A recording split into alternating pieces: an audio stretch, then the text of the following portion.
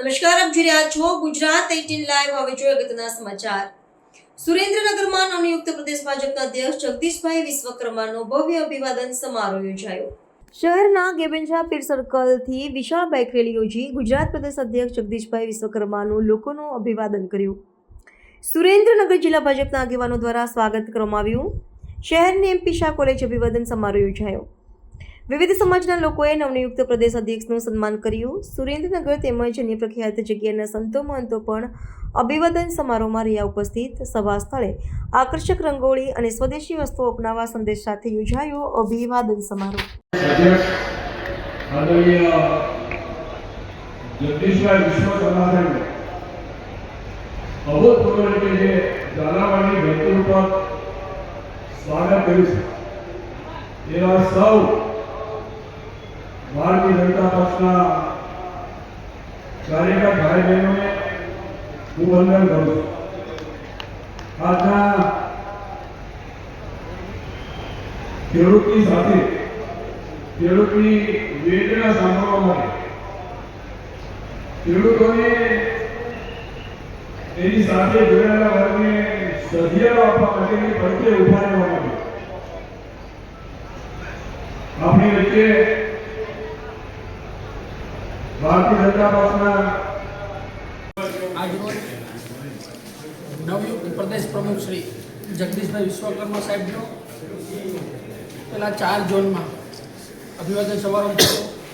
એવી રીતે જ માવઠા પહેલાં 4 તારીખે સુરેન્દ્રનગર અભિવાદન સમારોહ નક્કી કરેલો હતો, પણ જગતના કુદરતના હિસાબે માવઠું પડેલ એટલે ખેડૂતોને 7 દિવસ આપણે માવઠાની અસર થઈ તો ખેડૂતમાં નુકસાન થયું।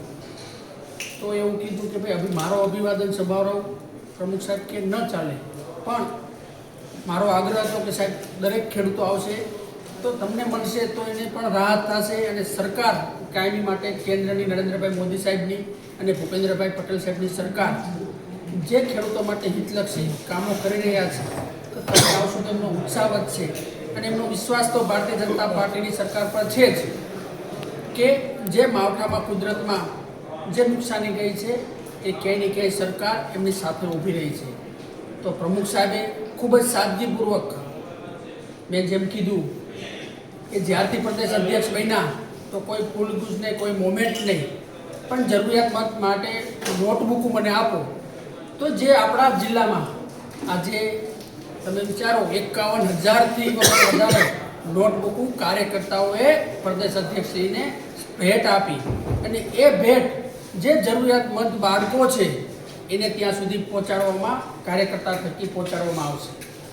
આ થકી એ અધવચ્ચે લીંબડીથી આવતા હતા તો કેરાળા પાસે કે મારે ખેડૂતના ખેતરમાં હતા 4-5 ખેડૂતો, તો અચાનક જઈ અને ખેડૂતો સાથે ચર્ચા કરી અને ખેડૂતોને આપી દી કે શું નુકસાન થયું, શું જાણવાના પ્રયત્ન કર્યા કે શું ખેડૂતોને છે, પણ ખેડૂતો પણ જે નરેન્દ્રભાઈ મોદી સાહેબ અને ભૂપેન્દ્રભાઈ પટેલ સાહેબની સરકારે જેમને મદદ કરી રહી છે અને માવઠાની જે અસર થઈ હતી એના દ્વારા વાકેફ કરી અને પ્રદેશ પ્રમુખે કીધું કે અમારી સરકાર ભારતીય જનતા પાર્ટીની સરકાર હર હંમેશ માટે ખેડૂતો સાથે છે એવા વિશ્વાસ સાથે અને જે ભારતીય જનતા પાર્ટીના કાર્યકર્તાઓ થકી ખેડૂતો, મહિલાઓ, માતાઓ, બહેનોએ આજે 25,000થી પણ વધારે જે ઉત્સાહપૂર્વક અભિવાદન સમારોહ નહીં પણ ખેડૂતોને મળવા માટે પણ અમારા પણ ખેડૂતોને અમે પ્રજાજનો 259 બૂથમાંથી દરેક ખેડૂતો ભાઈઓ તથા બહેનો પ્રદેશ પ્રમુખ સાહેબને મળવા આવ્યા અને એમની સાથે અભિવાદન સમારોહ તો નહોતો રાખ્યો પ્રમુખ સાહેબે,